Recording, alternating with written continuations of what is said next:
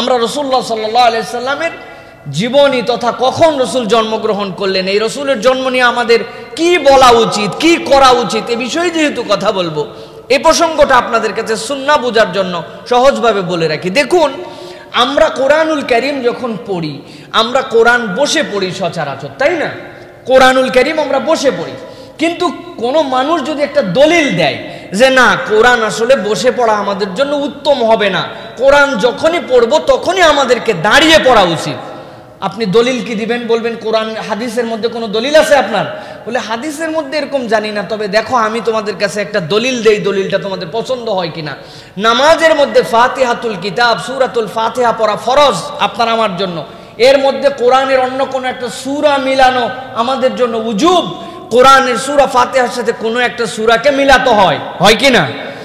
এইটা যখন সূরা ফাতিহা পড়ি, যখন আমরা কোনো একটা সূরা মিলাই, এইটা আমরা কিভাবে করি? এটা কি আমরা বসে করি না দাঁড়ায় করি? আমরা কি কোরআন শরীফ সিজদায় পড়ি, রুকুতে পড়ি, কোথায় পড়ি? দাঁড়ায় পড়ি।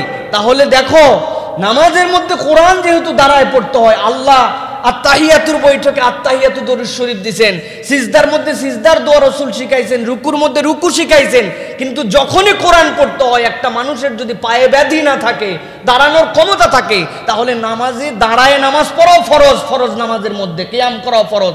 তাহলে কিয়াম করে যেহেতু আমরা কোরআন তেলাওয়াত করি, এই যুক্তিতে আমরা বলবো কোরআন পড়লেই দাঁড়ায় কোরআন শরীফ পড়তে হবে। যুক্তিটা কি খারাপ না মন্দ?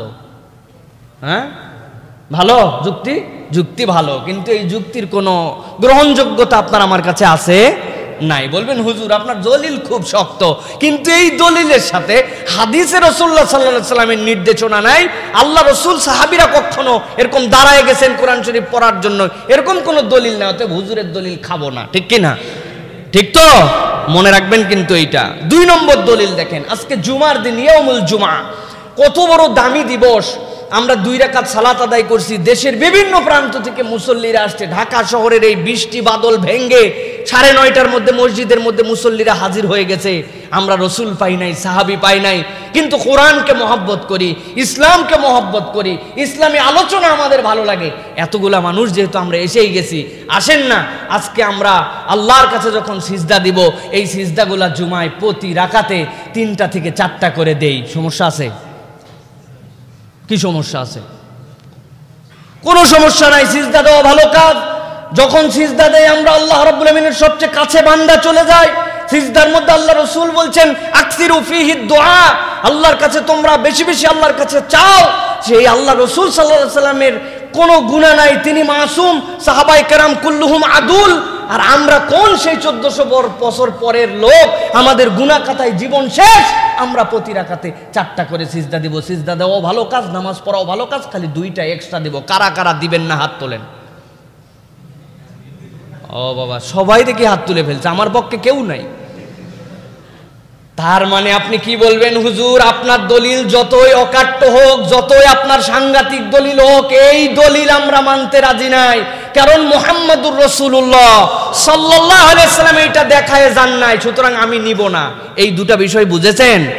এই বিষয়টা মাথায় রেখে আজকের আলোচনা বোঝার চেষ্টা করেন যে রাসূলুল্লাহ সাল্লাল্লাহু আলাইহি ওয়াসাল্লামের জন্ম এবং জন্ম সংক্রান্ত বিষয়ে আমরা কি করতে পারি আর কি ত্যাগ করতে হবে, কি করা আমাদের উচিত, কি করা উচিত নয়, এইটাও রাসূল এবং সাহাবায়ে কেরাম আমাদেরকে দেখায় দিয়ে গেছেন, ঠিক কি না? মানব জাতির সৃষ্টির শুরুতে যার মর্যাদা আল্লাহ রাব্বুল আলামিনের কাছে লিখিত ছিল, মানব জাতির সৃষ্টির শুরুতেই যার মর্যাদা আল্লাহর কাছে লেখা ছিল, তিনি হচ্ছেন আপনার আমার প্রিয় রাসূল মুহাম্মদুর রাসূলুল্লাহ সাল্লাল্লাহু আলাইহি ওয়াসাল্লাম। ইরবাদ ইবনে সারিয়া রাদিয়াল্লাহু তাআলা আনহু থেকে বর্ণিত, সহিহ ইবনে হিব্বান এবং মুস্তাদরাক আল হাকিমের ভিতরে একযোগে এসেছে সহিহ হাদিস। রাসূল আকরাম সাল্লাল্লাহু আলাইহি সাল্লাম বলছেন, ইন্নী আব্দুল্লাহি ফি উম্মিল কিতাবি লিখালা খাতামুন নাবিয়্যিন ওয়া ইন্না আদামা লামুনজাদিলুন ফি তিনাতিহি ওয়া সাউনাব্বিউকুম বিতাউইলি যালিক। আল্লাহ নবী বলছেন, ও দুনিয়ার মানুষ, আমার আল্লাহ রাব্বুল আমিন আমাকে কত মর্যাদা দিয়েছেন শুনে রাখো, শুনে রাখো।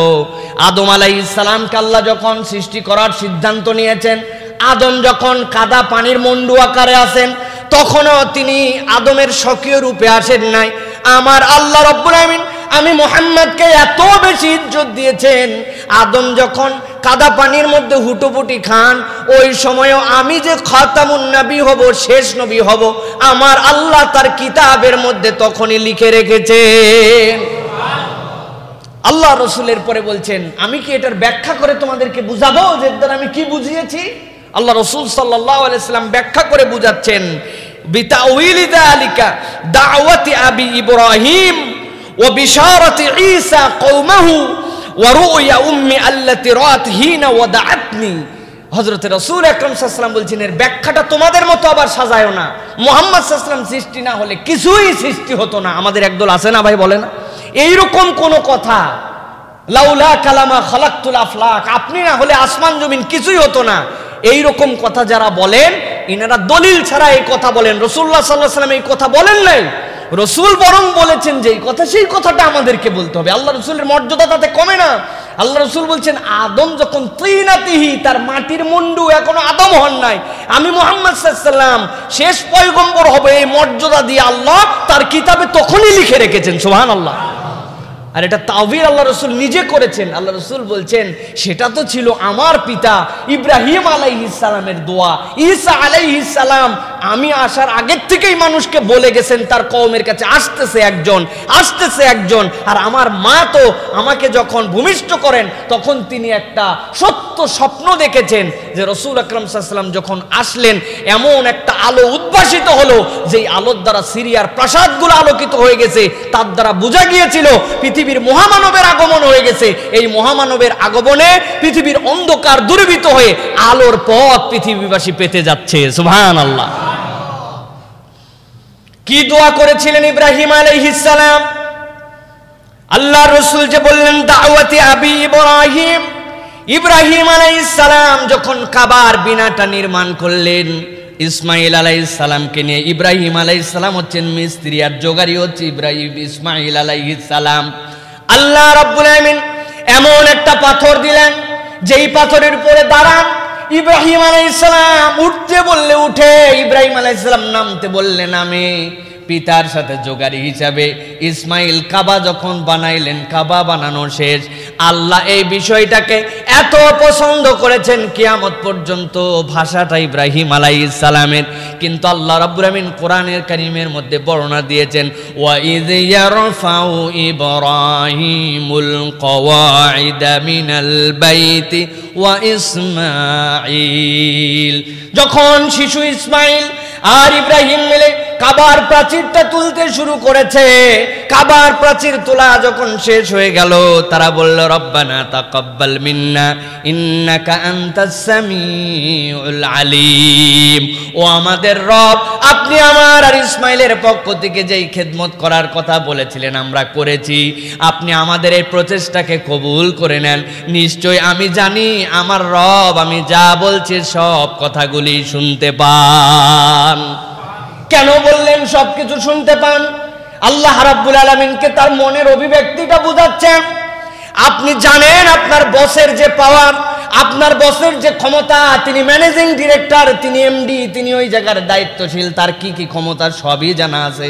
কিন্তু আপনার যখন কোনো একটা কাজ তার কাছে দেওয়ার দরকার, আপনি তার কাছে যে আবার বলেন, স্যার আপনি যে এই প্রতিষ্ঠানের সর্বেসর্বা, আপনার হাতেই যেখানকার সব ক্ষমতা আছে এটা আমি জানি স্যার, আপনার কাছে আমার দরখাস্তটা দিলাম। বলার মানে কি?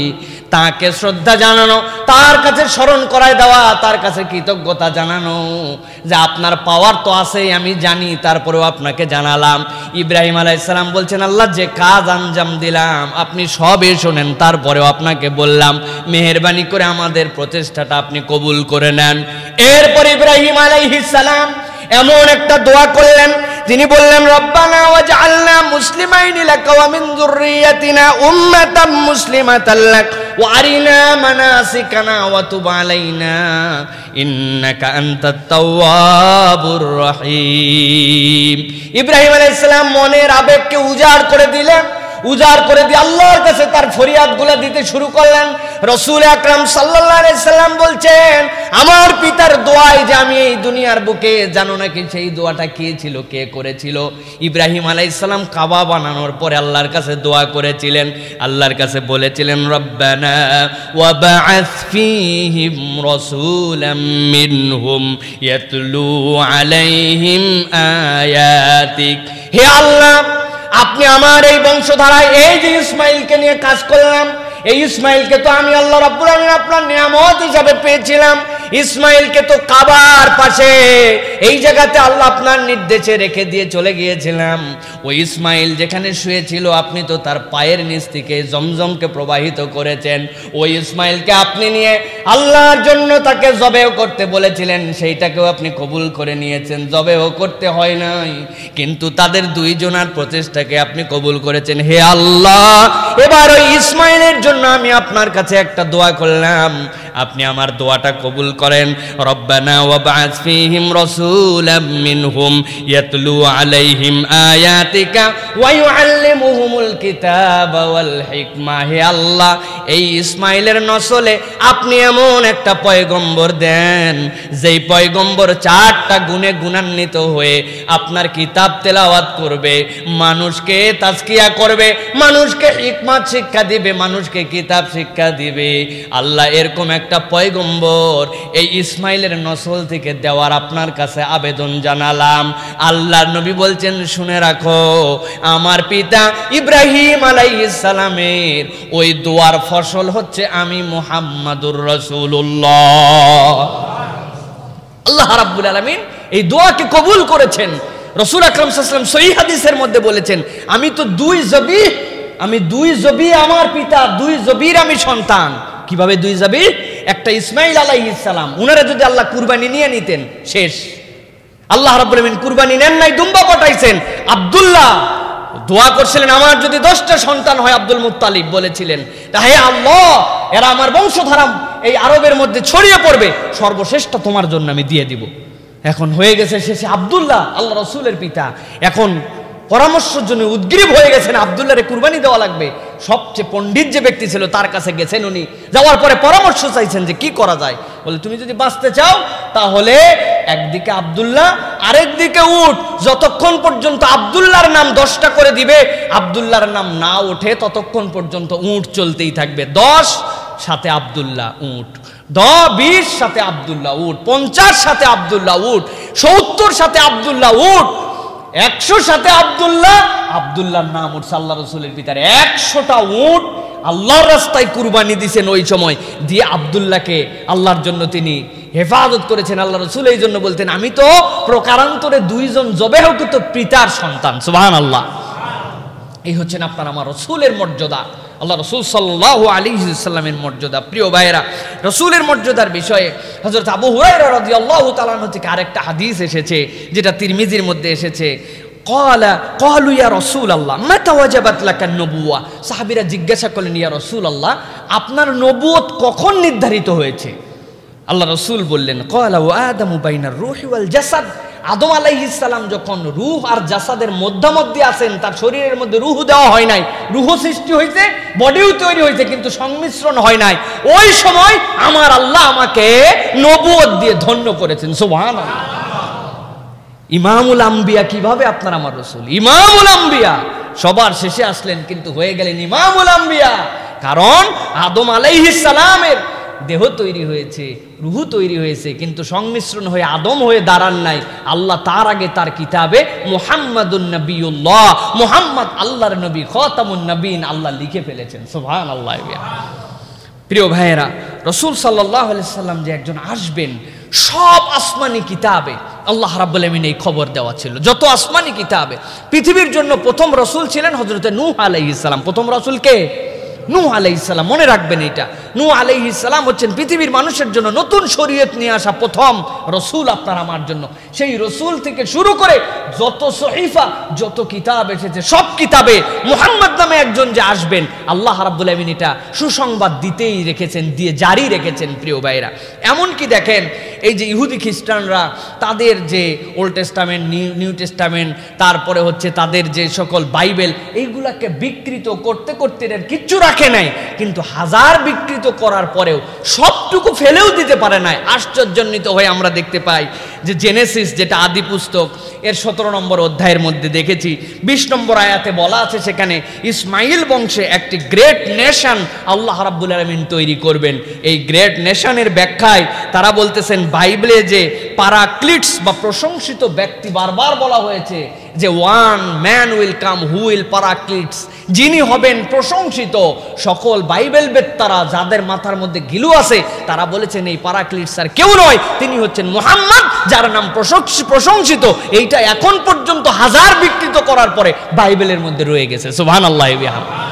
প্রিয় ভাইরা, সুতরাং রসুল আরবি সাল্লাল্লাহু আলাইহি সাল্লাম যে দুনিয়ায় আসবেন, এই ঘোষণা যুগ যুগ ধরে চলছে। আরেকটি উদাহরণ, বিখ্যাত একজন রেভারেন্ড প্রফেসর ডেভিড বেঞ্জামিন ছিলেন, যিনি 1900 শতকের মানুষ, 1900, আজ থেকে প্রায় 120 বছর আগের আর্মেনিয়ান একজন বিশপ ছিলেন। বলা হয় বিগত 200 বছরে তার থেকে বড় খ্রিস্টান বিশেষজ্ঞ কেউ এখনো জন্মগ্রহণ করতে পারে নাই। খ্রিস্টান বিশেষজ্ঞ, এত খ্রিস্ট ধর্মে তিনি একজন পারদর্শী মানুষ ছিলেন। রেভারেন্ড প্রফেসর বলা হয় ডেভিড বেঞ্জামিন।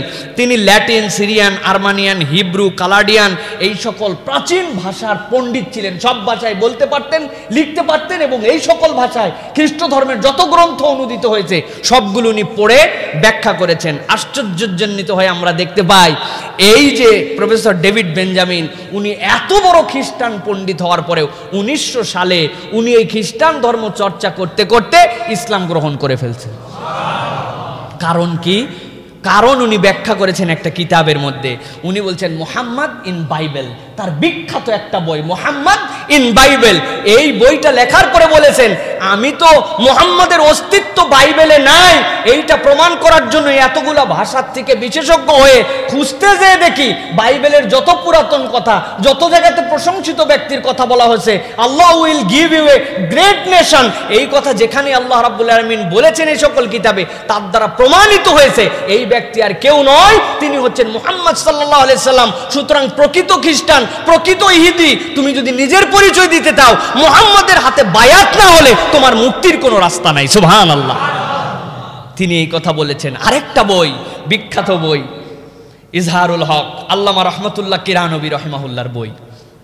এই বইটা আমাদের সকলের কাছে থাকা উচিত। এইটা হচ্ছে হাতিয়ার, এটা আহমেদ দিদাতের হাতিয়ার, এটা জাকির নায়েকের হাতিয়ার, এটা হচ্ছে মুন্সি মোহাম্মদ মেহেরুল্লাহর হাতিয়ার, এইটা ছিল শাহ আতাউল্লাহ বুখারীর হাতিয়ার। ভারতীয় উপমহাদেশে খ্রিস্টানরা যেভাবে যত ধরনের ষড়যন্ত্র করে মুসলমানদেরকে, কখনো বা মিশনারির নামে, কখনো বা চিকিৎসার নামে, কখনো বা সাহায্যের নামে, কখনো বা রাজনৈতিক ইস্যু দিয়ে মুসলমানদেরকে যতবার খ্রিস্টান করতে চেয়েছে, এই একজন ব্যক্তি ইজহারুল হক, আমার স্যার ডক্টর আব্দুল্লাহ জাহাঙ্গীর রহিমাহুল্লাহর অনুবাদ করা এই রহমতুল্লাহ কিরানবীর এই বই তাদের কাছে ছিল। আহমেদ দিদাতের কথা আপনারা শুনেছেন, আহমেদ দিদাতের গ্রেট শাগরেদ জাকির নায়েক, পুরা পৃথিবীর আলোড়ন, তাদের সকলের পুঁজি নাম্বার 1 হচ্ছে ইজহারুল হক। এই সেই বই। এই বইয়ের মধ্যেও তিনি প্রমাণ করেছেন খ্রিস্টানরা যতভাবেই বলতে চেয়েছে যে মুহাম্মদ নামে কোনো কিছু ছিল না, বাইবেলেও ছিল না, ইনজিলেও ছিল না, তিনি প্রমাণ করে দেখাইছেন মুহাম্মদ ইন বাইবেল। আল্লাহ রাব্বুল আলামিনের রাসূল যে আগের হাদিসের মধ্যে বলেছেন ঈসা লিকওমিহি, তিনি তার কওমকে যেরকম খবর দিয়ে গেছেন, ওই খবর দ্বারা জানা ছিল তাদের যে মুহাম্মদ সাল্লাল্লাহু আলাইহি সাল্লাম আসবেন। কিন্তু এই ইহুদিরা গ্রহণ করে নাই কেন? একটা ছোট্ট ইস্যুতে, একটা কেবল ছোট্ট ইস্যু তাদের, তারা সব জানে। ওরা বলে বেড়াতো, ইয়াসরিবেও বলতো আমাদের একজন নবী আসতেছে, অপেক্ষা করো, তোমাদের দিন ফুরালো বলে, পত্তলিকরা তোমাদের দিন শেষ, মুশরিকরা তোমাদের দিন, আমাদের দিন আসতেছে বলে একজন পয়গম্বর আসবে। তারা জানতো। যেই না দেখলো ইব্রাহিম আলাইহিস সালামের সন্তান ইসহাক আলাইহিস সালামের নসল থেকে না হয়ে আল্লাহ রাব্বুল আলামিন ইসমাঈল আলাইহিস সালামের নসল থেকে মুহাম্মদ সাল্লাল্লাহু আলাইহি ওয়াসাল্লামকে দিলেন, নিজেদের মধ্যে থেকে হয় না, এই জন্য তারা মুহাম্মদ সাল্লাল্লাহু আলাইহি ওয়াসাল্লামকে চেনার পরে অস্বীকার করেছে। এটাই হচ্ছে তাদের একমাত্র ব্যামো, এটাই হচ্ছে একমাত্র রোগ প্রিয় ভাইয়েরা। সুতরাং আল্লাহ রাব্বুল আলামিন যুগে যুগে এই মানবতার অপেক্ষার পালা যে শেষ হবে, একজন রসুল আসবেন, এটা জানিয়ে রেখেছিলেন। প্রিয় ভাইয়েরা, মানবতার এই মহান ব্যক্তিত্ব ইব্রাহিম আলাইহিস সালামের সন্তান ইসমাইল আলাইহিস সালামের নসলে আরবের শ্রেষ্ঠ বংশ কুরাইশ গোত্রে রসুল আরবি সাল্লাল্লাহু আলাইহি ওয়াসাল্লাম জন্মগ্রহণ করেন। রসুল আকরাম সাল্লাল্লাহু আলাইহি ওয়াসাল্লাম যে জন্মগ্রহণ করেন, কি বারে রসুল আকরাম সাল্লাল্লাহু আলাইহি ওয়াসাল্লাম জন্মগ্রহণ করেন, সো এই হাদিসে এটা হচ্ছে সুস্পষ্ট করা আছে। সহিহ মুসলিমের মধ্যে এসেছে, আল্লাহর নবী বলছেন, যালিকা ইয়াউমুন ওয়ালিদতু ফীহি ওয়া ইয়াউমুন ইউবআসু আও উনজিলা আলাইয়া ফীহি। আল্লাহ রসুলকে জিজ্ঞাসা করলো, হে আল্লাহ রসুল, আমরা বরাবর আপনাকে দেখি আপনি ইয়াউমুল ইসনাইন, যেইটা আপনি সোমবার দিনে রোজা রাখেন, কেন রোজা রাখেন ইয়া রসুল আল্লাহ? আল্লাহ রসুল সাল্লাল্লাহু আলাইহি ওয়াসাল্লাম বললেন, এই রোজা রাখার কারণ তো এইটাই, আল্লাহ রাব্বুল আলামিন এই দিনে আমাকে পৃথিবীতে পাঠিয়েছেন এবং এই দিনেই আল্লাহ রাব্বুল আলামিন আমাকে তার পয়গম্বর হিসেবে মনোনীত করেছেন, তথা ওহীর ধারা আমার কাছে এসেছে। সুবহানাল্লাহ। তাহলে রসুল আরবি সাল্লাল্লাহু আলাইহি ওয়াসাল্লাম জন্মগ্রহণ করেছেন কি বারে? কি বারে? সোমবারে। এবার আমরা দেখব যে রসুল আরবি সাল্লাল্লাহু আলাইহি ওয়াসাল্লাম জন্মগ্রহণ যে করেছেন, সোমবারের সাথে আরো কতগুলো বিষয় জড়িত আছে। হযরত ইবনে আব্বাস রাদিয়াল্লাহু তাআলা আনহু বলছেন, চমৎকার একটি হাদিস, খেয়াল করেন।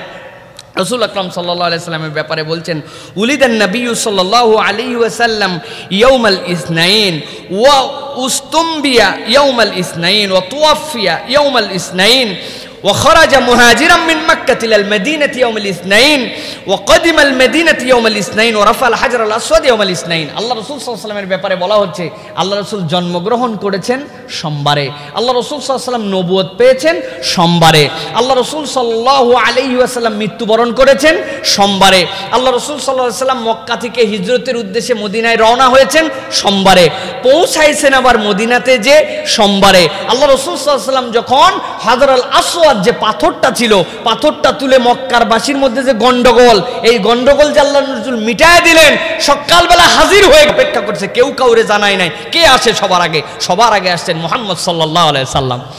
আসার পরে আল্লাহ রাসূল সাল্লাল্লাহু আলাইহি সাল্লামকে বলল যে তোমারে আমরা সবাই জামিন মানলাম। কিসের জামিন? আল্লাহর নবী তো আশ্চর্য হয়ে গেছেন, বলে এই পাথর নিয়ে গন্ডগোল, যে তুলবে পাথর, যে বসাবে হাজরে আসওয়াদের প্লেসে, তার সম্মান বৃদ্ধি হবে, আমরা তো সবাই বসাতে চাই, তুমি একটা বুদ্ধি দাও।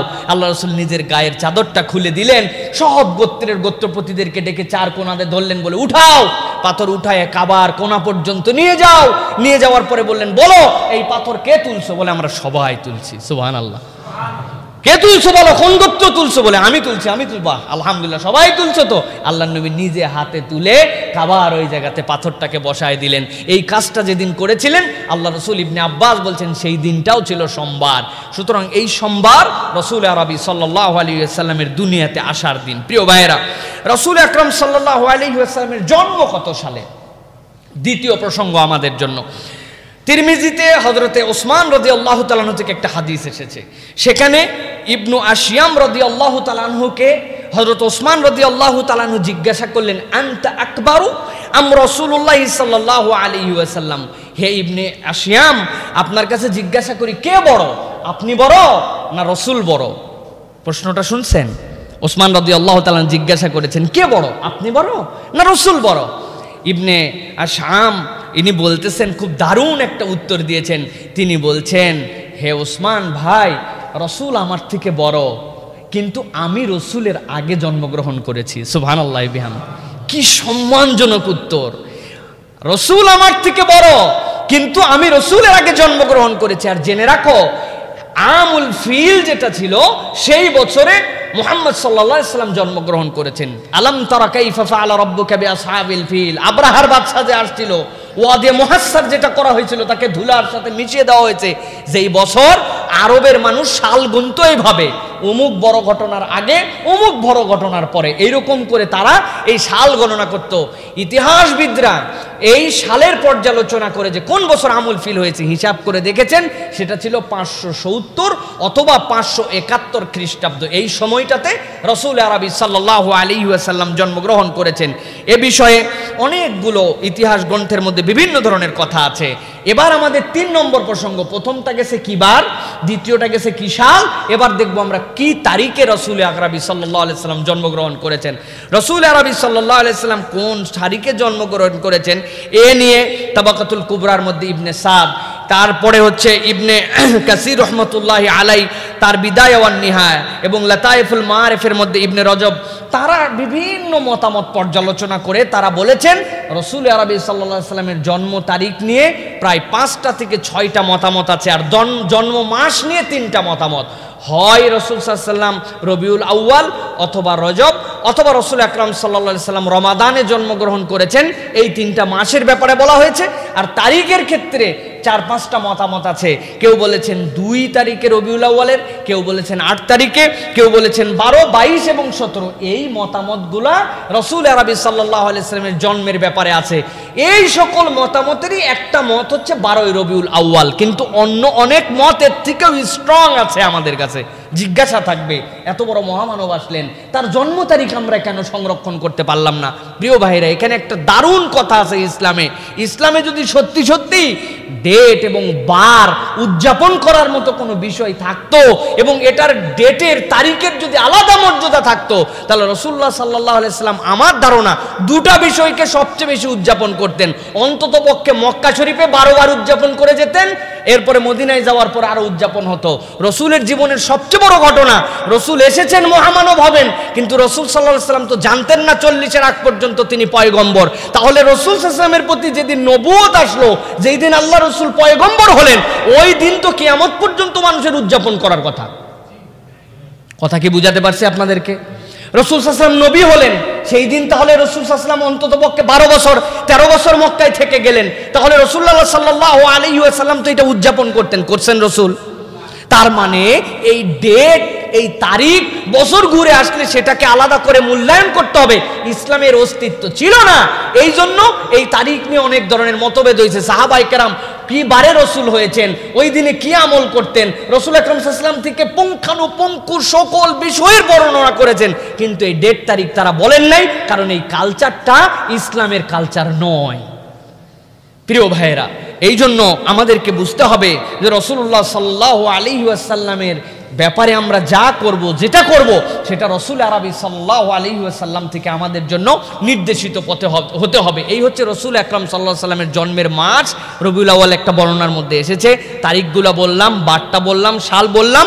রাসূল আকরাম সাল্লাল্লাহু আলাইহি ওয়াসাল্লাম জন্মের কয়েক মাস আগেই তার পিতা ইন্তেকাল করেন। আমরা জানি তার পিতার নাম ছিল আব্দুল্লাহ, হযরত আব্দুল্লাহ, তিনি ইন্তেকাল করলেন। এরপরে রসুল যখন জন্মগ্রহণ করেন, রসুল আকরাম সাল্লাল্লাহু আলাইহি ওয়াসাল্লামের মা তার প্রথম নাম রাখেন। তার মায়ের রাখা নাম হচ্ছে আহমদ। মা আমিনার রাখা নাম রসুলের কি নাম? আহমদ। আর তার দাদা নাম রাখলেন মুহাম্মদ। বিস্ময়কর ব্যাপার হচ্ছে আরবের বুকে তারা আরবি ভাষাভাষী, এত নাম তাদের মধ্যে ছিল, কত ধরনের নাম, কিন্তু আরবের ইতিহাসে রসুলের আগে কারো নাম আহমদ বা মুহাম্মদ রাখা হয়েছে এরকম কোন ঘটনা আল্লাহ তাদের চিন্তা চেতনার মধ্যেও দেন নাই। আল্লাহর নবী প্রথম ব্যক্তি যার নাম মুহাম্মদ রাখা হয়েছে। সুবহানাল্লাহ। ইনি হচ্ছেন মুহাম্মদুর রাসূলুল্লাহ সাল্লাল্লাহু আলাইহি ওয়াসাল্লাম। রাসূল আরবি সাল্লাল্লাহু আলাইহি ওয়াসাল্লাম এই যে মুহাম্মদ নামকৃত হলেন, হযরত আবু মুসা আশআরী রাদিয়াল্লাহু তাআলা আনহু বলছেন রাসূল আরবি সাল্লাল্লাহু আলাইহি ওয়াসাল্লাম আমাদের কাছে তার নামগুলোর কথা বর্ণনা করতেন। তার নাম, নিজের নাম, কোন বিশেষণগুলো আল্লাহ রাব্বুল আমিন তাকে বিশেষিত করেছেন, তিনি নিজের কথা নিজে বলতেন। আল্লাহ রাসূল বললেন, আনা মুহাম্মাদু ওয়া আহমদ والمتفي والحاشر والنبي التوبة والنبي الرحمة।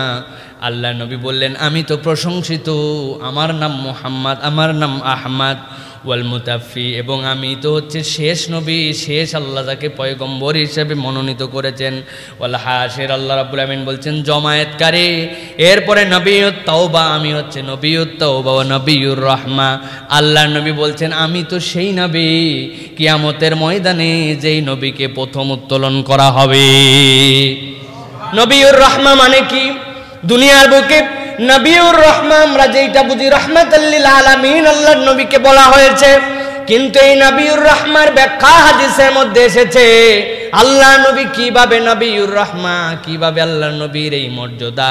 আল্লাহ রাসূল সাল্লাল্লাহু আলাইহি ওয়াসাল্লাম বলছেন, আমার উম্মত তুমি যদি একটু খেয়াল করো, তুমি যদি একটু দেখতে চাও, তাহলে আল্লাহ রাব্বুল আমিন আমাকে কি মর্যাদা দিয়েছেন তুমি কল্পনা করতে পারবে না।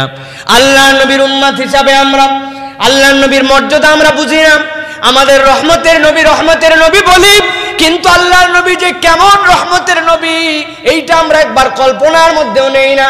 আল্লাহ নবী বলছেন, কিয়ামতের ময়দান যখন কায়েম হয়ে যাবে, মানুষ যখন বিপদে ত্রাহি ত্রাহি করতে শুরু করবে, মানুষের যখন যাওয়ার কোনো জায়গা থাকবে না, সব মানুষ যখন চাইবে আল্লাহ বিচার শুরু করে দেন, আল্লাহ বিচার শুরু করে দেন। আল্লাহ নবী বলছেন, মানুষ তখন আল্লাহ রাব্বুল আমিনের রাগ, যেই রাগের আগেও কখনো দেখে না, এর পরেও কখনো হবে না, এরকম রাগান্বিত আল্লাহ রাব্বুল আমিন। তখন মানুষজন দৌড়ায় যাবে, যাওয়ার পরে সাইয়েদনা আদম আলাইহিস সালামের কাছে পৌঁছাবে। আদম আলাইহিস সালামকে বলবে, আপনি তো সেই মানুষ যাকে আল্লাহ রাব্বুল আমিন নিজে হাতে তৈরি করেছেন, আপনি হচ্ছেন আবুল বাশার, আপনি সকল মানুষের পিতা, অতএব আপনি আমাদের পয়ে আল্লাহ রাব্বুল আমিনের কাছে একটুখানি বিচার শুরু করতে বলেন, ফরিয়াদ দেন, সুপারিশ করেন। আল্লাহ নবী সাথে সাথে বলতেছেন, আদম আলাইহিস সালাম অপারগতা জানাবেন। আদম আলাইহিস সালাম বলবেন, আমার নিজের জীবন নিয়ে আমি টেনশনে আছি, নফসি নফসি আমি আছি, আমার নিজে আল্লাহ রাব্বুল আমিন আমাকে এরকম একটি কাজ করতে মানা করেছিলেন, আমি করে ফেলেছি। আজকে আমি আমার জীবন নিয়ে ত্রাহি ত্রাহি, আমার কাছে নয়, বরং তোমরা চলে যাও নূহের কাছে। নূহ হচ্ছে দুনিয়ার প্রথম রাসূল, তার কাছে তোমরা যাও, নূহ আলাইহিস সালামের কাছে যাওয়া হবে। নূহ আলাইহিস সালাম বলবেন, না আমার দ্বারা সম্ভব নয়, তোমরা চলে যাও খলিলুল্লাহ ইব্রাহিম আলাইহিস সালামের কাছে যাও।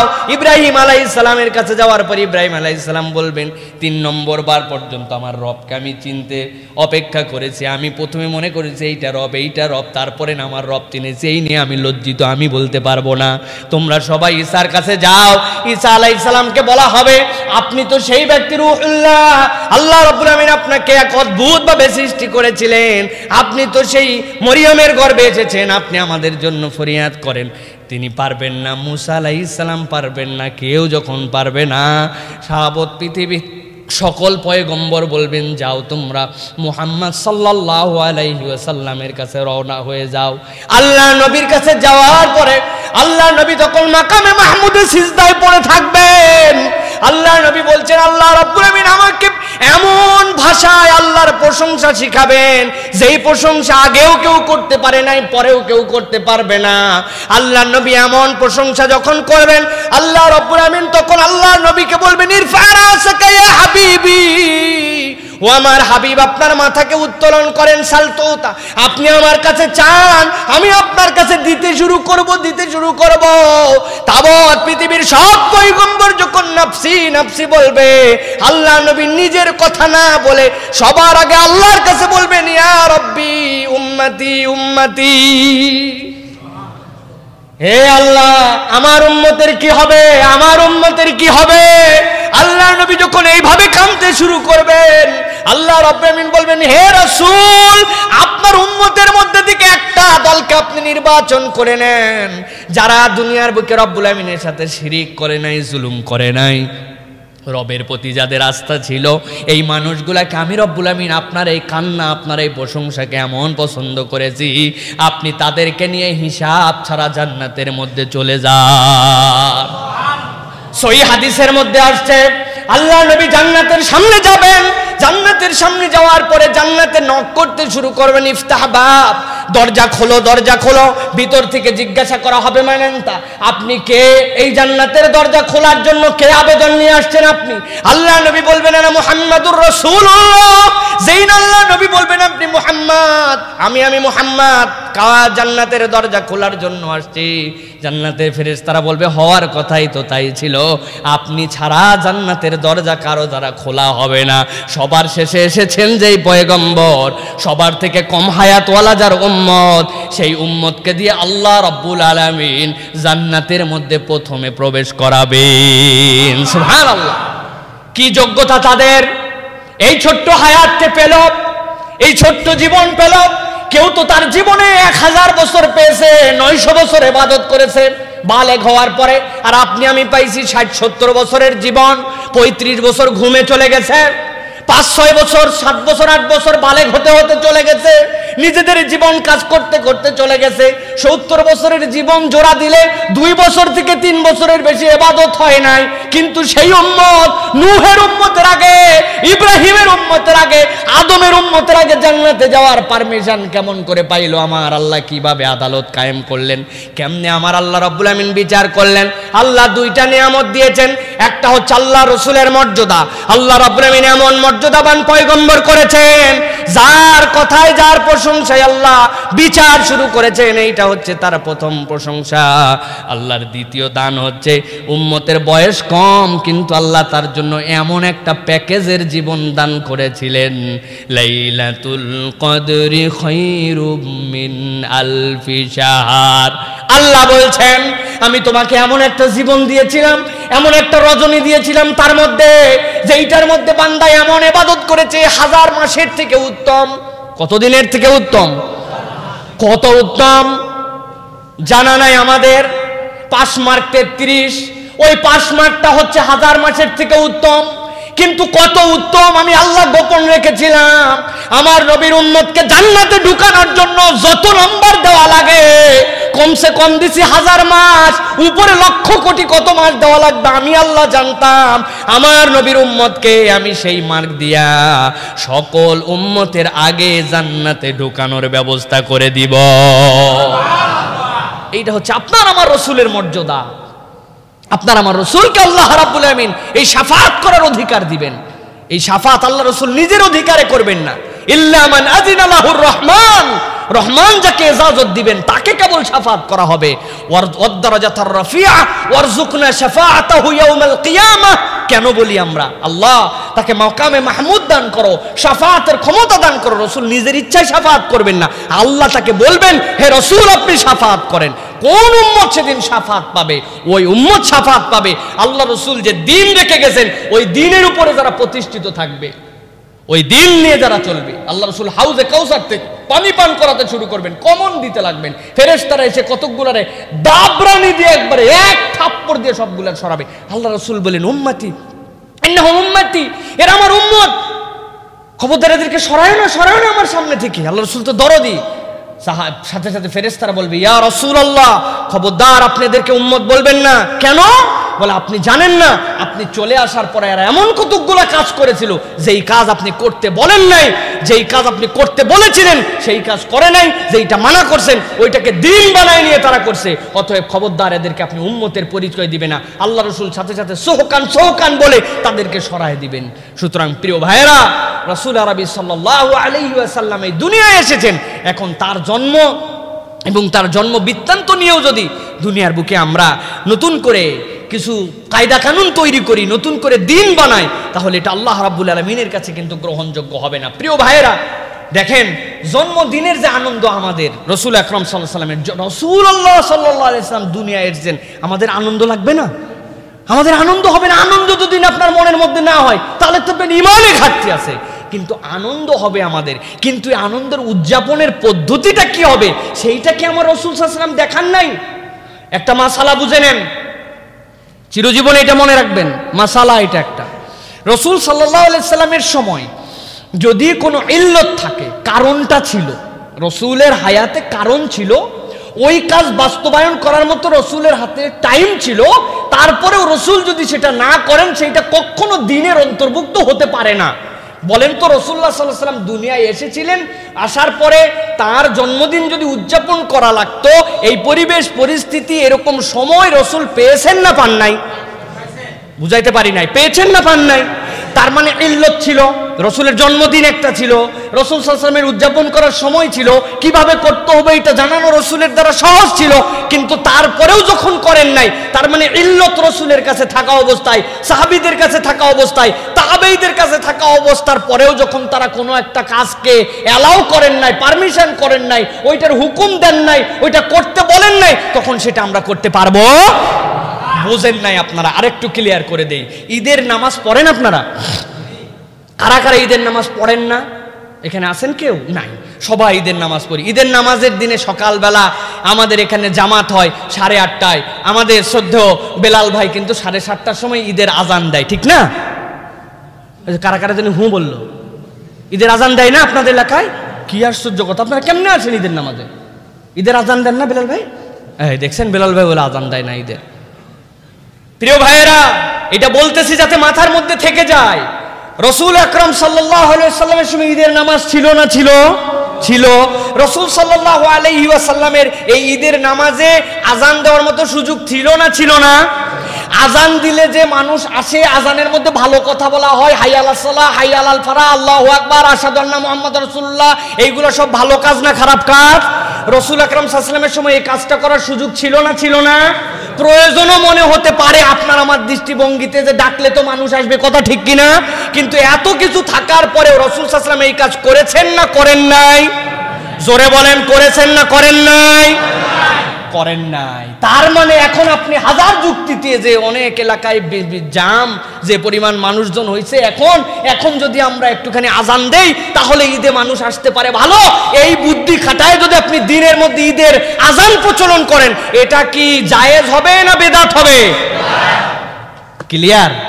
তাহলে রাসূল আকরাম সাল্লাল্লাহু আলাইহি ওয়াসাল্লামের সময় ইল্লত থাকার পরেও, জন্ম থাকার পরেও, নানান দিবস থাকার পরে রাসূল যেহেতু যেইটাকে যেভাবে উদযাপন করতে বলেছেন, তার বাহিরে আপনি যদি এখন সকল ঈদের সেরা ঈদ আলাদা আবেগ দিয়ে নাম দেন, আর যারা এটাকে বিদআত বা এটা না করা অপছন্দনীয় বলবে তাদেরকে আপনি নানান ধরনের গালিগালাজ করে ট্যাগ লাগান, বোঝা যাবে যে আপনার বুঝের মধ্যে ভুল আছে, অথবা আপনি ঠিক মতো বুঝতেছেন না। তাদের সাথে আমাদের কোনো বিদ্বেষ নাই, হিংসা নাই, কাফের মুশরিক ঘোষণা দেওয়ার মতো আমাদের কোনো মন মানসিকতা চিন্তা নাই, তাদেরকে জাহান্নামে পাঠাতে হবে এরকম কোনো কন্ট্রাক্টরই আল্লাহ আমাদেরকে দেন নাই। কিন্তু আমরা বলবো ভাই আপনারা আরো একটুখানি চিন্তা ভাবনা করে এই কথাগুলো পর্যালোচনা করে আসুন আমরা আমাদের যে কাজগুলো আল্লাহ রাসূল করতে বলেছেন সেইটা করি, ঠিক কি না? আমাদের কি তাদের সাথে কোনো বিদ্বেষ আছে? তারা নামাজ পড়ে না, তারা আল্লাহকে আল্লাহ মানে না, রসুলকে রসুল মানে না, তাদের হাজার হাজার ভালো কাজ নাই, তারা ইসলাম নাস্তিক অন্যান্য যারা আছে তাদের বিপক্ষে কথা বলে না, এই বুঝটার ক্ষেত্রে হয়তো তাদের দুর্বলতা আছে। সুতরাং আমরা বলবো এই বুঝগুলার মাধ্যমে আসেন আমরা বিশুদ্ধ ইসলাম চর্চার দিকে যাই, নিজেদের ভুল, আমাদেরও কোনো ভুল থাকতে পারে, সেই ভুলের থেকে আমরা বেরিয়ে যাই, এই হচ্ছে ইসলাম, ঠিক কিনা? প্রিয় ভাইয়েরা, এখন আমরা দেখব রাসূল আকরাম সাল্লাল্লাহু আলাইহি ওয়াসাল্লামের জন্য আমরা কি করব। রাসূল আকরাম সাল্লাল্লাহু আলাইহি ওয়াসাল্লামের তো জন্ম হয়েছে, সেই জন্মের জন্য আমাদের কি করণীয় আছে? বর্জনীয়টা বুঝেছি, করণীয় কি? রাসূল আকরাম সাল্লাল্লাহু আলাইহি ওয়াসাল্লাম বলছেন যে তোমাদের জন্য সবচেয়ে বড় যে দিবস সেটা হচ্ছে এই আমার জন্মের যে কারণ, সেই কারণকে তোমরা যদি ভালোবাসতে চাও তাহলে আমাদের জন্য তিনটা কাজ আমরা বলবো আজকে। এক নম্বর কাজ, রাসূল আকরাম সাল্লাল্লাহু আলাইহি ওয়াসাল্লাম সোমবার দিন সিয়াম পালন করতেন। প্রত্যেক সোমবারে আমাদের যদি সাধ্যে থাকে আল্লাহ রসুলের এই জন্মের খুশিতে আমরা সিয়াম পালন করলে এটা 100% সুন্নাত হবে। কি হবে? সুতরাং আমাদেরকে রাসূল আকরাম সাল্লাল্লাহু আলাইহি ওয়াসাল্লামের এই সুন্নাহকে প্র্যাকটিস করার জন্য সোমবার দিন রোজা রাখা উচিত। এমনও মুসলমান আমাদের সমাজে আছে রমজান মাসে যদি সোমবার পাইছে, তাছাড়া তার 70 বছরের জিন্দেগিতে জীবনে কোনোদিন সোমবারে রোজা রাখে নাই। হাত তুলতে বললে অনেক লোকের হাত উঠে যাবে এখন, প্রিয় ভাইরা। সুতরাং আমাদেরকে প্র্যাকটিসটা করতে হবে। সোমবার, বৃহস্পতিবার সাপ্তাহিক রোজা রাখবেন ইনশাআল্লাহ, রাখবেন ইনশাআল্লাহ। সোমবার আমরা এই রোজা রাখবো। দ্বিতীয় কাজ হচ্ছে রাসূল আকরাম সাল্লাল্লাহু আলাইহি সাল্লামের প্রতি সদা সর্বদা দরুদ পাঠ করা। কি করা? দরুদ পাঠ করা। প্রিয় ভাইরা, দরুদের বিশাল দাম। হাদিসের আলোকে একজন ব্যক্তি যদি দরুদ পাঠ করে আল্লাহ রাব্বুল আলামিন তার জন্য 60টা মর্যাদা তাকে দান করেন, 60টা নিয়ামত পায়। কয়টা মর্যাদা? দরুদের মর্যাদা হচ্ছে 60টা। এক নম্বরে কেউ যদি দরুদ পাঠ করে আল্লাহ তার 10টা গুনাহ ক্ষমা করে দেন। 2 নম্বরে 10টা রহমত তাকে দান করে দেন। 3 নম্বরে 10টা মর্যাদা তার বৃদ্ধি করে দেন। 4 নম্বরে 10টা রহমত তাকে দান করে দেন। 5 নম্বরে ফেরেশতারা তার জন্য দোয়া করে। 6 নম্বরে দরুদ পাঠকারী এবং তার পিতার নাম সহ আল্লাহ রাসূল সাল্লাল্লাহু আলাইহি ওয়াসাল্লামের কাছে পৌঁছায় দেওয়া হয়।